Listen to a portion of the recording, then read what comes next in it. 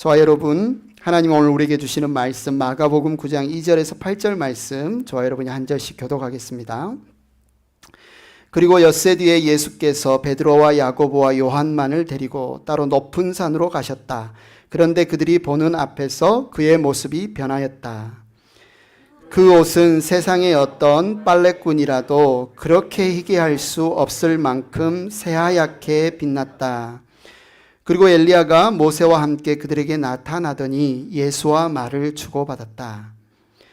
그래서 베드로가 예수께 말하였다. 라삐님, 우리가 여기 있는 것이 좋겠습니다. 우리가 초막 셋을 지어서 하나에는 라삐님을, 하나에는 모세를, 하나에는 엘리야를 모시겠습니다. 베드로는 무슨 말을 해야 좋을지 몰라서 이런 말을 했던 것이다. 제자들이 겁에 질렸기 때문이다. 그런데 구름이 일어나서 그들을 뒤덮었다. 그리고 구름 속에서 소리가 났다. 이는 내 사랑하는 아들이다. 너희는 그의 말을 들어라. 같이 읽겠습니다. 그들이 문득 둘러보았으나 아무도 없고 예수만 그들과 함께 계셨다. 아멘. 예, 자리에 앉으시기 바랍니다. 제가 사진 한 장 보여드릴게요. 예, 사진 한 장 보여드릴 텐데 이게 무슨 사진인지 한번 맞춰보세요. 무슨 사진 같습니까? 수세미예요? 여러분이 다 갖고 계신 거예요. 예, 현미경으로 여러분 피부를 찍은 겁니다. 깜짝 놀라셨죠? 현미경으로 여러분 이 스킨, 피부를 찍으면 확대해서 보면 예, 저런 그림이에요. 이제 과학 선생님들이 이제 과학 수업을 할 때 생전 처음으로 현미경을 보는 아이들을 보면 그렇게 흥미로울 수가 없대요. 그냥 지켜보면 그냥 우리 눈에 다 이렇게 보였던 먼지 같은 거, 그냥 이거 풀 같은 거, 피부 같은 거였는데 현미경으로 보니까 전혀 다른 문양, 전혀 다른 패턴, 전혀 다른 색깔을 갖고 있는 것을 보면서 아이들이 너무너무 깜짝 놀란다는 거죠. 예, 전혀 새로운 세계를 보는 듯한 그들의 눈빛에 과학 선생님들이 참 즐겁다. 현미경은 우리 눈에 보이는 것이 전부가 아니라는 사실을 알려주는 것 같아요. 내 손 깨끗한 것 같죠? 현미경으로 보면 뭐가 보입니까? 예, 무슨 박테리아도 있을 거고 여러 가지가 보이는 거죠. 그런데 또 망원경으로 하늘을 보면 우리 눈으로 보면 보이지 않는 게 망원경, 허블 망원경, 천체 망원경으로 보면 너무나 경외롭고 너무나 놀랍고 너무나 아름다운 세계를 볼 수 있습니다. 우리가 정말 다 보고 있는 걸까요? 우리 눈으로 우리가 정말 다 보고 있는 걸까? 보지 못하는 것만큼 답답함도 없는 것 같고 알아듣지 못하는 것만큼 답답함도 없는 것 같습니다. 그런데 보는 것만큼 또 알아듣는 것만큼 놀라운 일도 없다는 생각을 합니다. 그래서 우리가 말을 잘 알아들을 수 있으면 얼마나 좋을까?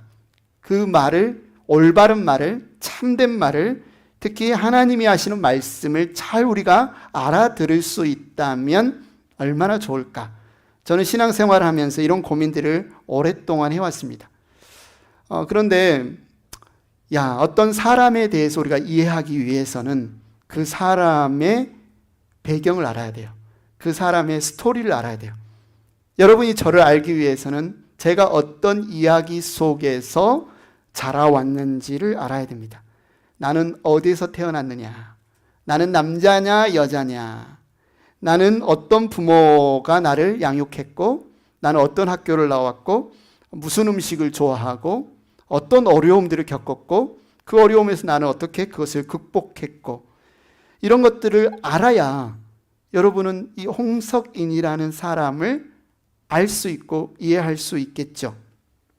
제가 최근 홍대선이라는 기자 출신의 작가가 쓴 한국인의 탄생이라는 책을 흥미있게 읽고 있습니다. 여러분 한국인이죠. 예. 물론 이미 시민권을 따가지고 한국계 미국인이신 분도 있지만 나는 누구인가? 저와 여러분은 누구인가를 이해하기 위해서는 한국인은 누구인가를 우리가 이해해야 된다는 거죠. 이 작가는 한국인은 매우 독특한데도 스스로 그 사실을 모르는 경향이 있다. 한국인은 결과의 차원에서는 숭고한 속물이다. 이상하죠? 숭고한데 속물이다. 과정의 차원에서는 서양화된 조선인이다. 이렇게 표현을 합니다. 한국인은 왜 이런가?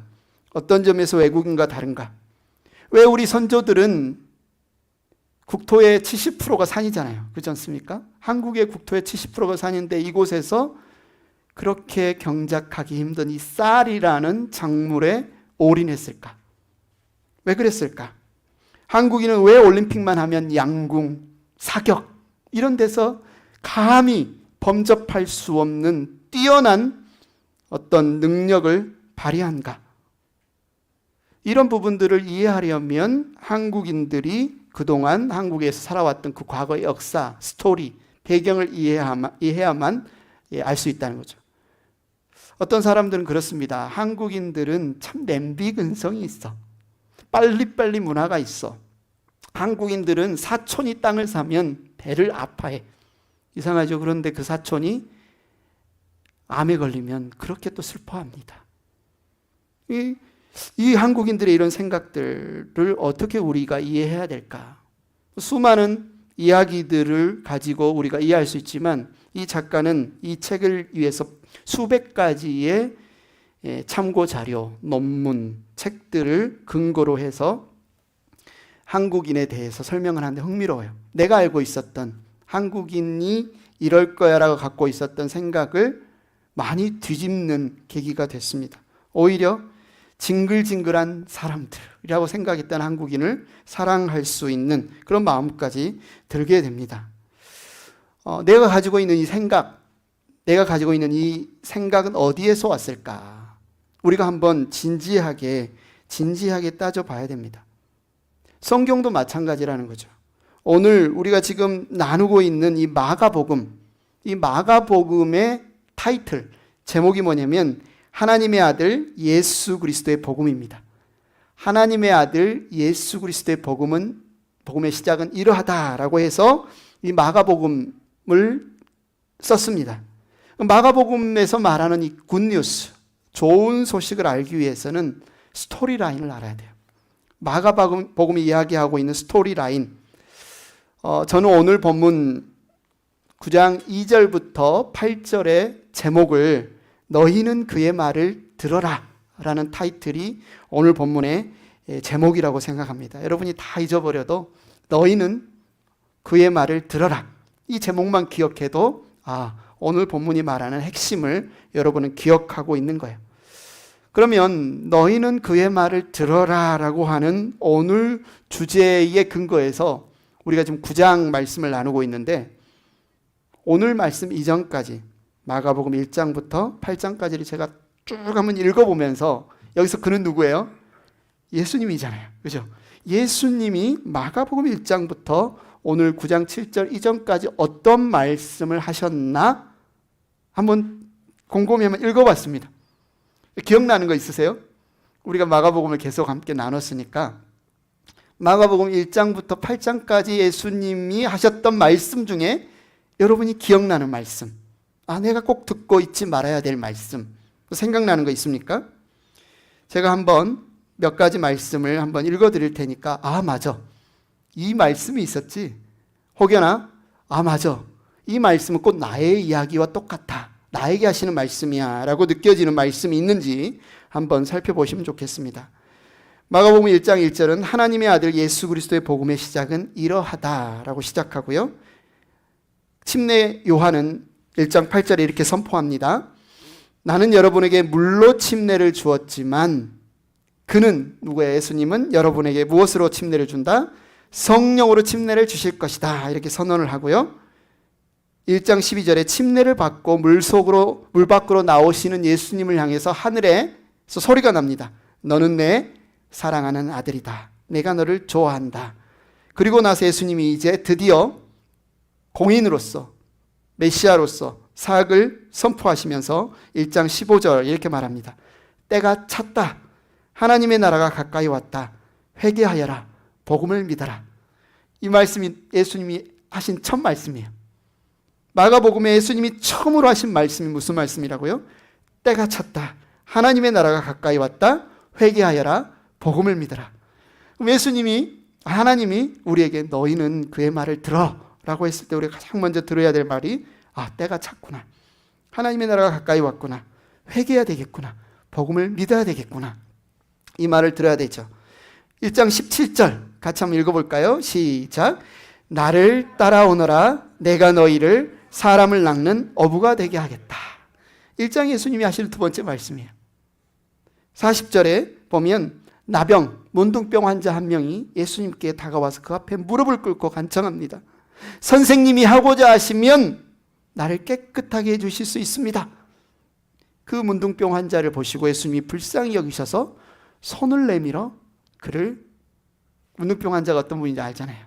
그죠? 손이 썩고 팔이 썩고 몸에 고름이 나고 그에게 손을 대시고 이렇게 말씀하시는 거예요. 그렇게 해주마. 깨끗하게 되어라. 이게 1장에 나오는 예수님의 말씀. 2장에 무슨 말씀하십니까? 예수님이 가버나움이란 동네에 가셨는데 수많은 사람들이 예수님의 소문을 듣고 몰려듭니다. 중풍병에 걸린 이 환자의 친구 4사람이 침대째 이 중풍병자를 들고 이 가버나움 예수님이 계신 집에 오는데 사람이 너무 많아서 접근할 수 없으니까 지붕을 뚫고, 그죠? 지붕을 통해서 예수님 가까이에 이 환자를 내립니다.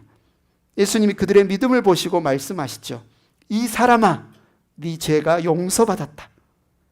예수님이 뭐라고 하셨다고요? 이 사람아, 네 죄가 용서받았다. 예수님이 하신 말씀입니다. 그러자 그 자리에 있었던 율법 학자 한 사람이 마음속으로 예수님을 비난하면서 하나님이 사람의 죄를 용서해 주지 사람이 사람의 죄를 용서한다고? 이런 마음을 품자 예수님이 말하죠. 2장 10절에 인자가 땅에서 죄를 용서하는 권세를 가지고 있음을 너에게 알려주겠다. 내가 죄를 용서하는 권세를 가지고 있음을 너에게 알려주겠다. 17절에 말합니다. 건강한 사람에게는 의사가 필요하지 않으나 병든 사람에게는 필요하다. 나는 의인을 부르러 온 것이 아니라 죄인을 부르러 왔다.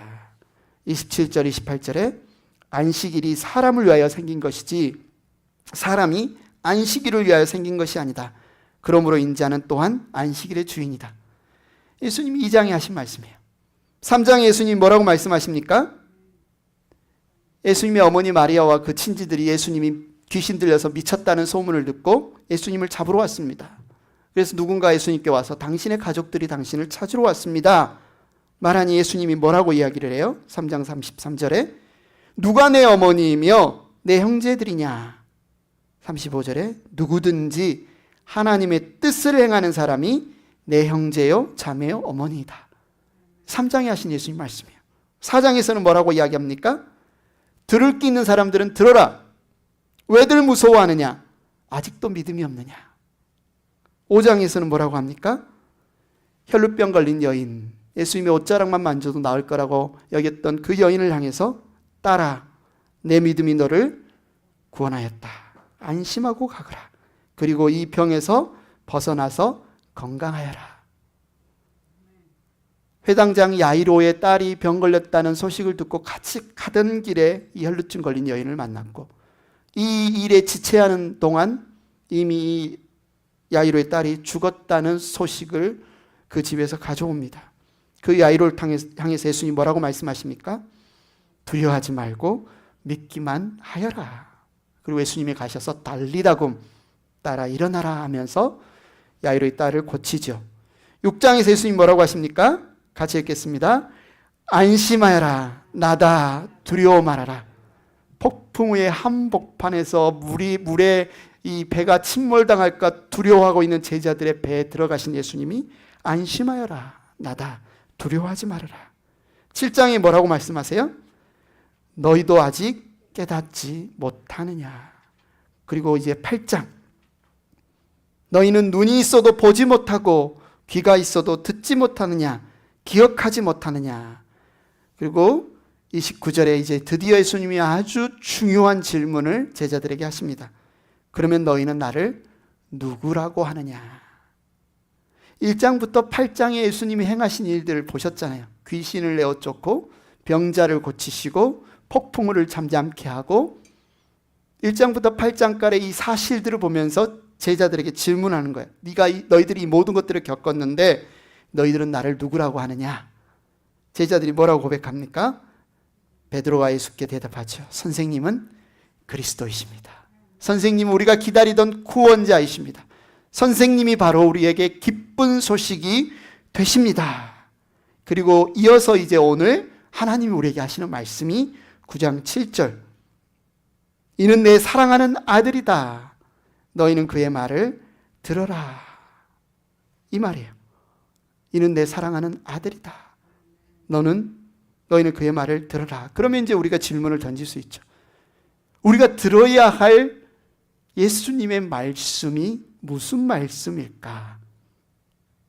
우리가 들어야 될 예수님의 말씀이 무슨 말씀일까? 그 당시의 제자들, 너희는 들어라 라고 했을 때 베드로, 요한, 야고보가 이 높은 산에 올라가서 하나님의 말씀을 들었는데 그들이 듣지 않았던 그 말이 무엇일까? 31절 한번 읽어보겠습니다. 시작. 그리고 예수께서는 인자가 반드시 많은 고난을 받고 장로들과 대제사장들과 율법학자들에게 배척을 받아 죽임을 당하고 나서 사흘 후에 살아나야 한다는 것을 그들에게 가르치기 시작하셨다. 나 예루살렘 올라가면 죽어. 나 예루살렘 올라가면 잡혀가서 죽어. 이 말씀을 하시니 32절에 베드로가 예수를 바짝 끌어당기고 거의 멱살을 잡고 끌고 가다시피 한 거죠. 그리고 그에게 항의하였다. 영어에서는 리벅입니다. 리벅. 뭐요? 꾸짖었다. 제자가 예수님을 꾸짖어요. 꾸짖었다. 33절에 그러나 예수께서는 돌아서서 제자들을 보시고 베드로를 꾸짖어 말씀하셨다. 사탄아, 내 뒤로 물러가라. 너희는 하나님의 일을 생각하지 않고 사람의 일만 생각하는구나. 지금 예수님이 하신 말씀, 예수님이 제자들이 너희는 나를 누구라 하느냐? 예수님은 그리스도이십니다 라고 하니까 예수님이 바로 하신 말씀이 예수님 자신의 고난받으심과 죽음에 대해서 지금 예고하신 거예요. 그런데 이 예고를 듣고 지금 멘붕이 왔어요. 제자들에게, 베드로에게 멘붕이 왔어요. 강력하게 항의합니다. 그들의 입장에서는 도저히 이해할 수 없는 거예요. 아니 메시아이신데요, 왜 죽어요? 메시아이신데 왜 망해요? 아니 메시아이신 주님을 따르면 우리가 왜 망해요? 우리가 왜 죽어요? 어떻게 메시아가 죽을 수 있죠? 어떻게 망하고 실패하고 죽는 메시아가 우리를 구원할 수 있죠? 이런 의문을 가지고 예수님에게 베드로가 강력하게 항의를 하는 거죠. 예수님이 그 베드로를 꾸짖으시고 하시는 말씀이 나를 따라오려고 하는 사람은 이로 가르칩니다. 이 무슨 말이에요? 나를 따라오려고 하는 사람은 무슨 말이에요? 나를 믿는 사람은, 너희가 내가 전하는 굿 뉴스를 믿는다면, 너희가 내가 그리스도라고 믿는다면, 너희가 나를 구원자라고 믿고 나를 따른다면 34절 한번 읽어볼까요? 시작. 그리고 예수께서 제자들과 함께 무리를 불러놓고 그들에게 말씀하셨다. 나를 따라오려고 하는 사람은 자기를 부인하고 자기 십자가를 지고 나를 따라오너라. 분명히 마가복음은 그죠? 하나님의 아들 예수 그리스도의 복음이다 라고 소개를 하는데 그 기쁜 소식이 뭐냐면 우리가 우리 자신을 부인하는 것이고 우리가 십자가를 지고 죽는 것이 이 기쁜 소식이다. 이 소식을 들은 제자들도 너무너무 황당하고 이해가 되지 않고 이거 어떻게 이 말씀을 받아들여야 할 것인가 혼동스럽고 당황스러운 거죠. 예수님이 말씀하시는 거예요. 나는 너희의 구원자가 되기 위해서 난 죽을 거야. 그런데 너희가 나를 믿는 자라면 너희도 죽어야 돼. 죽는다는 게 뭘까요, 여러분? 우리는 죽음이 끝이라고 생각하거나 아니면 여기서 나를 부인하고 내 십자가를 진다는 것은 무거운 짐을 지고, 그죠? 굉장히 고통스럽고 힘든 그 상황에서 우리가 인내하고 버티는 것, 그건가? 라고 생각을 합니다. 그런데 여러분이 성경을 읽어보면 예수님의 십자가의 죽음은 끝내는 거예요. 고통의 의미가 아니고요. 끝내는 거예요. 뭘 끝내는 거예요? 우리의 죄를 끝내는 거예요. 우리의 죽음을 끝내는 거예요. 우리의 수치를 끝내는 거예요. 우리의 두려움과 우리의 무거운 짐과 우리의 모든 것을 끝내는 것이 예수님의 죽음이라는 거죠. 그러니까 우리가 자기를 부인하고 십자가를 진다고 했을 때 우리는 너무 고통스럽겠다, 너무 힘들겠다가 아니라 하나님이 우리를 끝내게 하시는 자리구나. 우리의 모든 무거운 짐과 우리의 모든 부끄러움과 우리의 모든 수치와 우리의 모든 죄와 죽음을 끝내는 방법이 그것들을 모두 끌어안고 예수님이 죽으시는 길이구나. 그럼 내가 붙들고 있었던 나의 부끄러움, 나의 죄, 나의 수치, 나의 욕망을 어떻게 해야 돼요? 죽어야죠. 그것이 나를 구원할 수 없고 그것이 나를 살릴 수 없다고 내가 그것을 부인해야, 그것이 나의 구원자가 아니라고 부인하고 예수님이 나의 구원자라고 시인해야 우리는 거기에서 자유케 되는 것입니다. 그 이야기를 하고 있는데 당시 예수님은 이 말을 듣고, 제자들이 이 말을 듣고도 이해하지 못하는 거예요. 이해하지 못하는 거예요. 어떻게 메시아가 고난을 받을 수 있는가? 어떻게 그리스도가 죽을 수 있는가? 어떻게 그리스도가 고난받아 죽는 그리스도가 우리를 살릴 수 있는가? 이해가 되지 않은 거예요. 마치 예수님이 예루살렘에 올라가셔서 고난을 받는다면 하나님이 그를 버리신 거 아닌가? 하나님이 그를 외면하신 거 아닌가? 하나님이 그를 미워하셔서 심판하시고 징벌하신 거 아닌가? 이런 생각을 하는 거죠. 이 초대교회가 세워졌습니다. 많은 사람들이 예수님의 죽으심과 부활하심을 믿고 신앙생활을 합니다. 그런데 그 옆에는 여전히 같은 친구, 가족, 동료, 아직 예수님을 믿지 않은 유대교 신자들이 있습니다. 그들은 끊임없이 그리스도인들에게 이야기합니다. 야, 그런 어리석은 말도 안 되는 이야기를 믿는 너희들은 참 미련하구나. 그래서 사도 바울이 고린도전서 1장 22절에 보면 이렇게 이야기하죠. 유대 사람들은 기적을 요구하고 그리스 사람들은 지혜를 찾으나 우리는 십자가에 달리신 그리스도를 전합니다. 그리스도가 십자가에 달리셨다는 것은 유대 사람에게는 거리낌이고 이방 사람에게는 어리석음입니다. 유대 사람들에게는 어떻게 메시아가 그리스도가 십자가에 달려 죽을 수 있느냐 이해가 안 되는 거예요. 그래서 이미 예수님을 믿는다고 하는 자기 친구들, 가족들, 동료들에게 끊임없이 옆에서 그들의 믿음을 흔들고 그들의 믿음을 넘어뜨리기 위해 이야기합니다. 너희가 지금 십자가에 달려 죽은 예수를 그리스도로 받아들이고 있는데 한번 생각해 보아라. 어떻게 세상을 구원하러 온 그리스도가 그렇게 십자가에 비참하게 죽을 수 있느냐? 자기 자신도 구원하지 못한 자가 어떻게 세상을 구원할 수 있느냐? 그렇게 비참하게 죽은 그리스도, 저주받아 죽은 예수는 그리스도가 아니다. 오히려 하나님이 버리신 저주받은 사람이다. 하나님의 예수를 버리셨기 때문에 저가 저렇게 죽어 무덤에 묻힌 것이 아니냐. 십자가의 죽음은 결코 예수가 그리스도라는 증거가 되지 못하고 아니라는 증거가 된다. 이 이야기를 끊임없이 그의 동료, 친구, 유대교인들이 초대교회에 있던 신자들을 믿음을 흔드는 이 이야기를 계속하고 있는 거예요.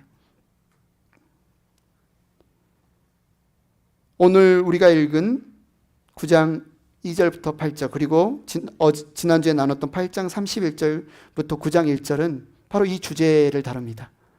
우리의 구원자로 오신 예수님이 고난을 당하시고 죽으신다는 것이 예수님이 우리의 메시아가 되신다는 것을 문제가 될 수 있는가?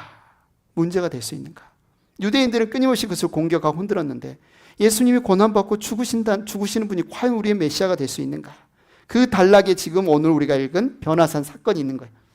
그냥 높은 산에 올라가셔서 예수님이 그냥 하얗게 빛나는 어떤 모습으로 바뀌고 그곳에서 모세와 엘리야를 만나서 이야기를 나누고 거기에 같이 갔던 베드로, 요한, 야고보가 너무 놀래서 여기에 초막셋을 짓고 여기에 같이 살면 좋겠습니다라고 한 황당한 이야기를 하고 우리가 봤을 때 나를 따르려는 자들은 자기를 부인하고 자기 십자가를 지고 나를 따를 것이다. 이게 예수 믿는 믿음이야 라고 예수님 말한 다음에 왜 갑자기 변화산 사건이 나오느냐는 거죠.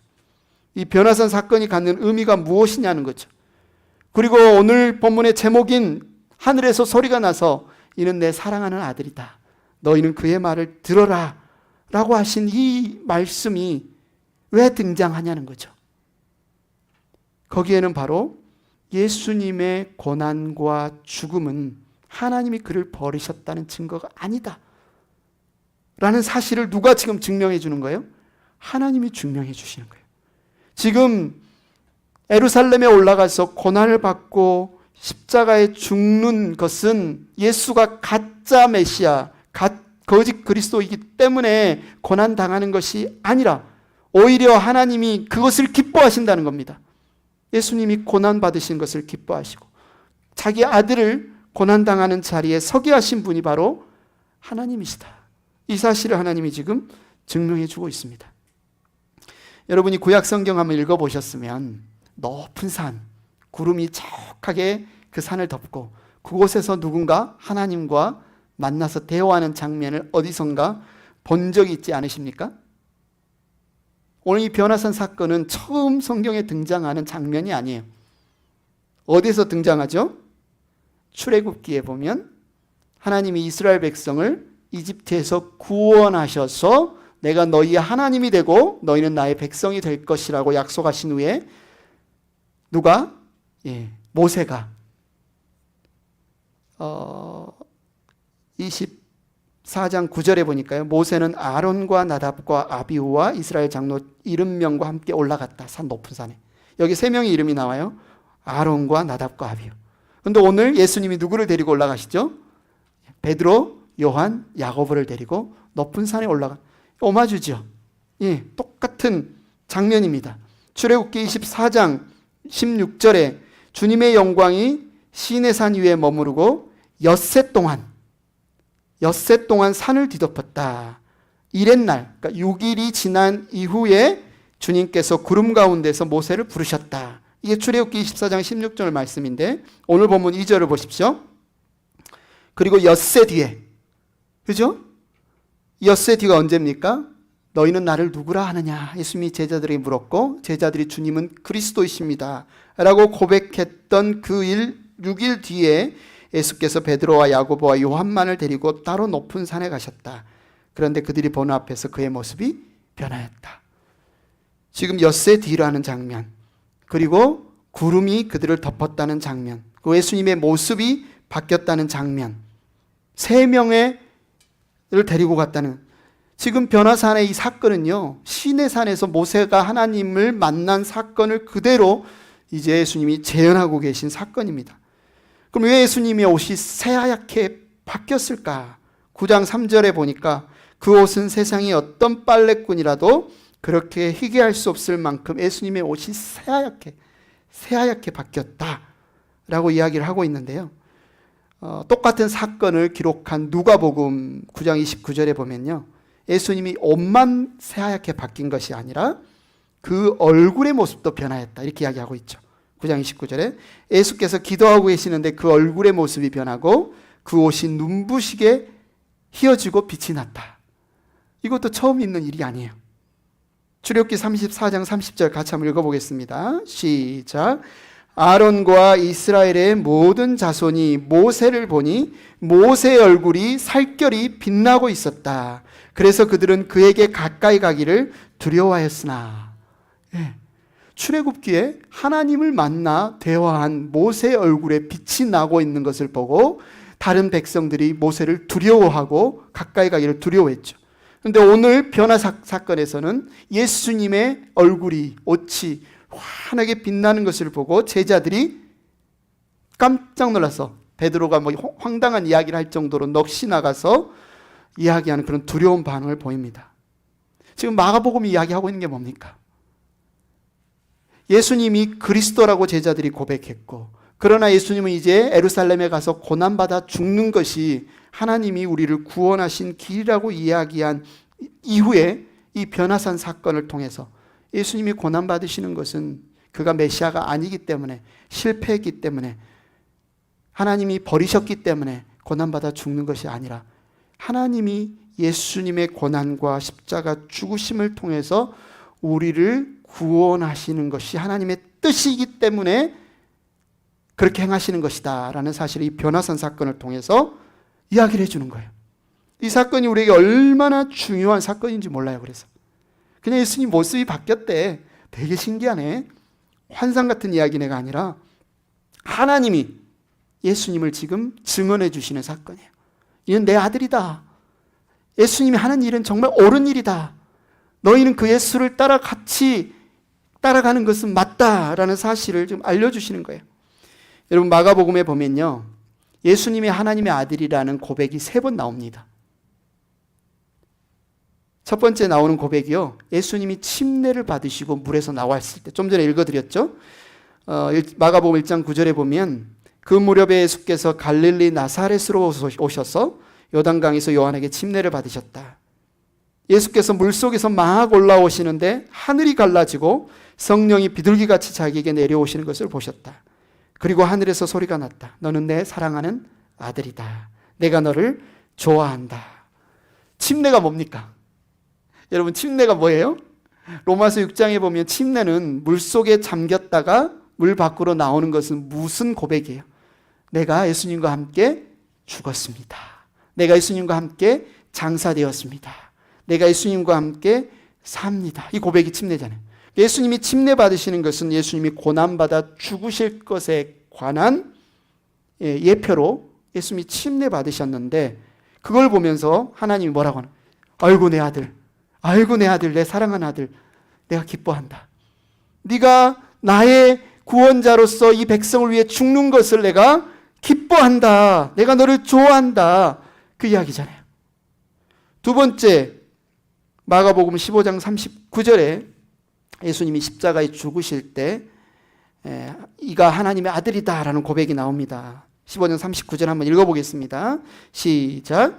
예수를 마주보고 서 있는 백부장이 예수께서 이와 같이 숨을 거두시는 것을 보고서 참으로 이분은 하나님의 아들이셨다. 이방인 로마 군대 장교가, 예수님의 사형을 집행하던 장교가 예수님이 십자가에 죽으시는 그 장면을 보면서 고백하는 거죠. 이는 참으로 하나님의 아들이셨다.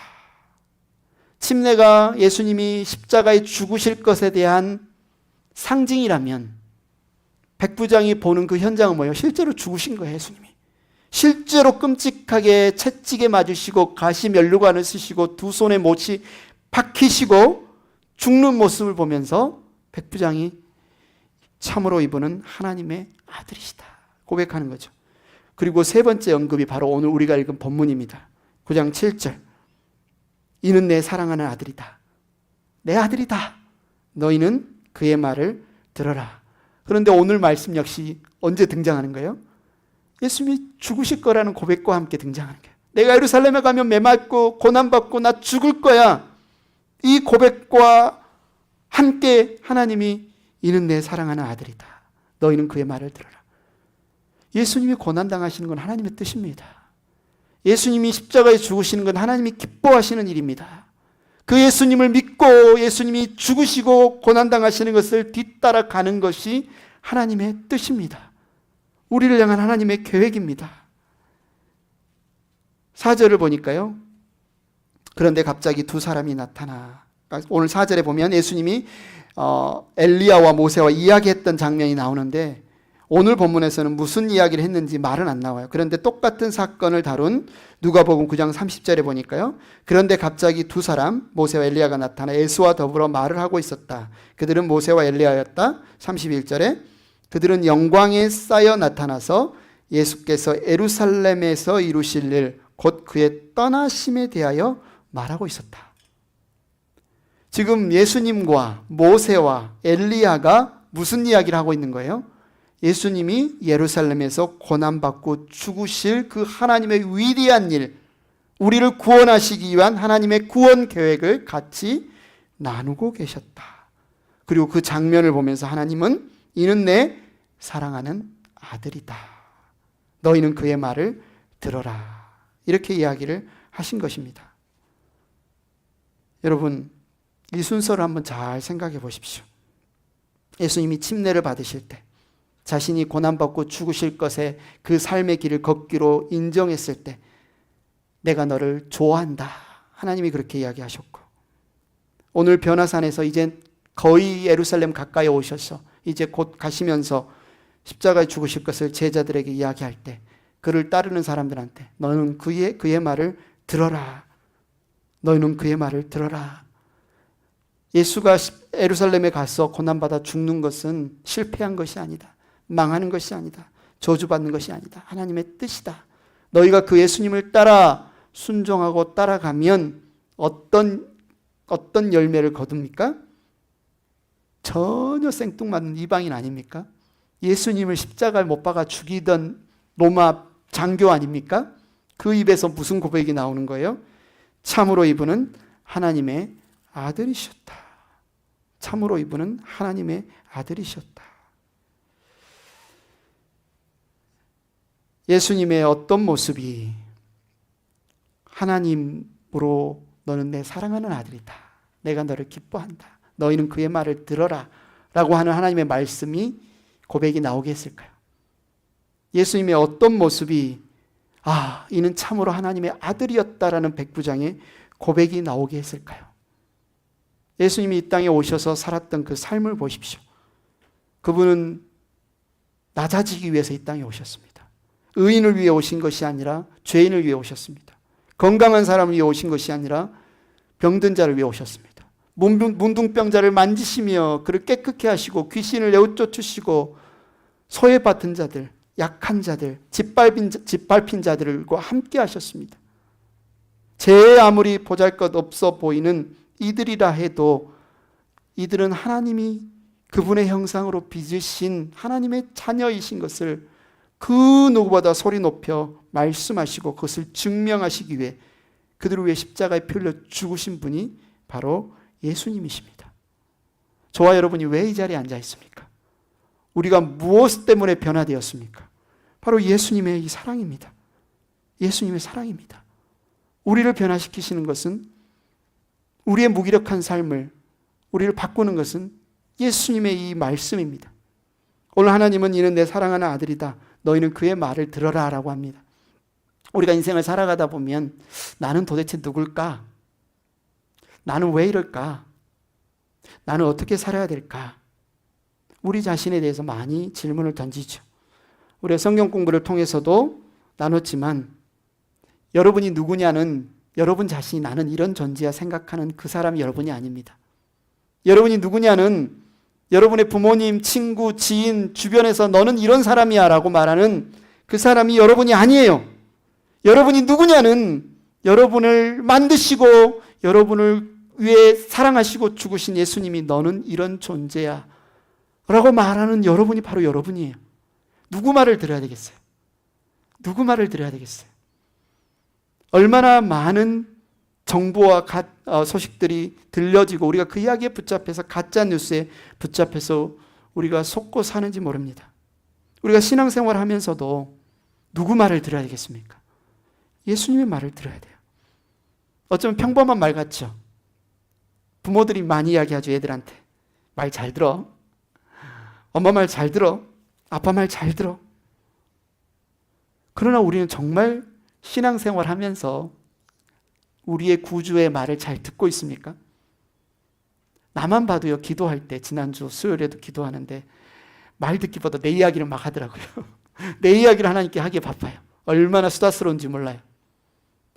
내 간구와 내 이야기는 하나님께 잘 안 했는데 하나님이 나에게 하시는 말씀, 주님이 내게 하시는 말씀은 잘 못 들어요.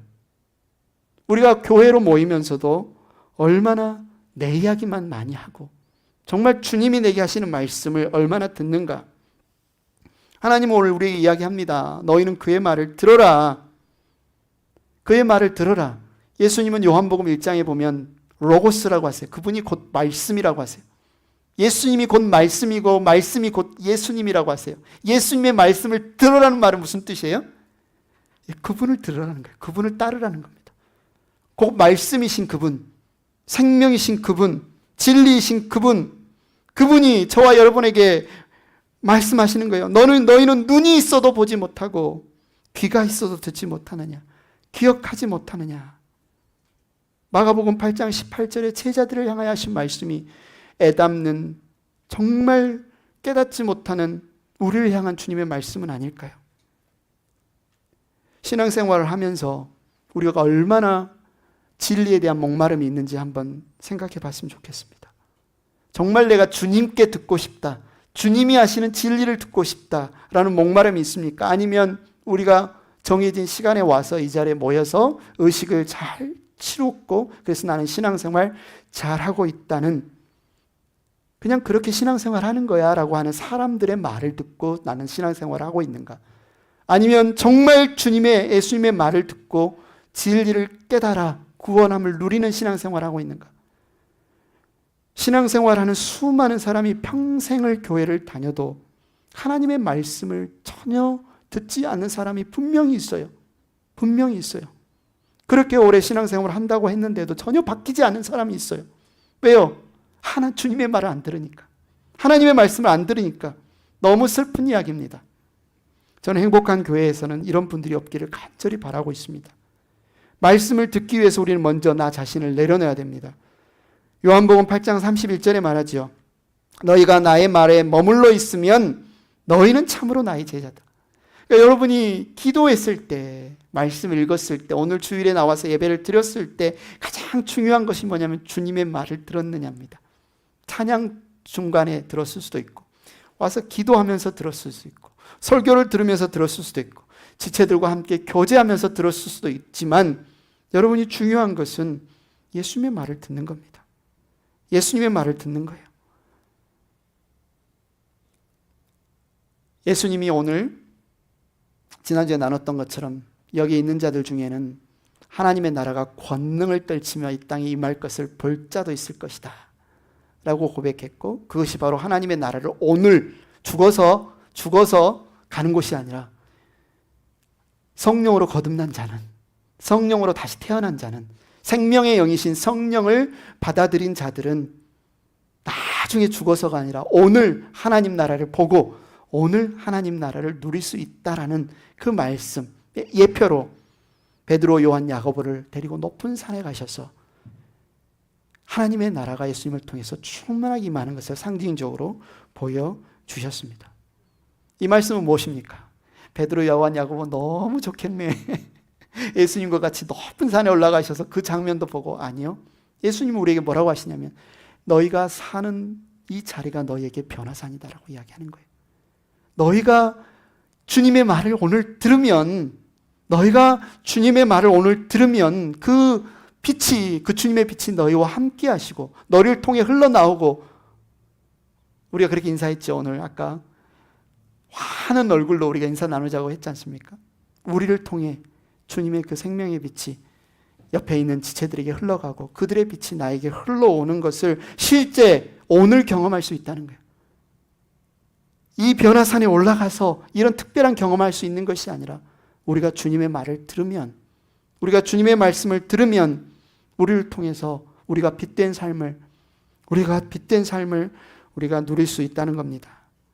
그래서 오늘 이 말씀을 들으면서 여러분, 자기를 부인하고 십자가를 지는 것은요, 힘들고 고통스럽고 지치는 삶이 아니라 나의 모든 짐과, 수고하고 무거운 모든 짐과 죄의 짐, 죽음의 짐, 수치스러운 부끄러운 짐을 벗어버리는, 끝내는 시간이라는 사실. 여러분이 다른 곳에서 아무리 끝내려고 해도 끝내지 못했던 그 짐을 예수님을 따를 때, 예수님의 십자가를 따를 때, 함께 못 박힐 때, 죽을 때 벗어버리는 시간이라는 사실을 여러분 기억하시고, 하나님이 그 길을 기뻐하셔서 인정하셨다는 사실을 기억하시고, 오늘 그 주님의 말씀을 들으시는 저와 여러분 되기를 축원합니다. 찬양팀 이 시간 앞으로 나오시고요, 우리가 함께 이 시간 찬양하겠습니다. 다 같이 자리에서 일어나셔서 정말 베드로, 요한, 야고보가 또 그 높은 산에서 모세가 하나님의 영광을 보았던 것처럼 내는 주님의 영광을 봅니다. 이 고백을 우리가 함께 드렸으면 좋겠습니다.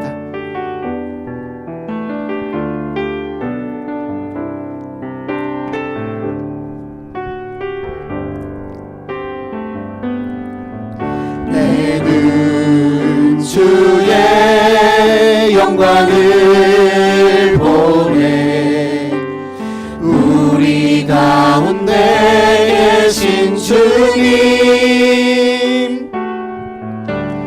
그 빛난 영광 온 하늘 덮고 그 찬송 온 땅 가득해 내는 주의 영광을 보내 찬송 가운데 서신 주님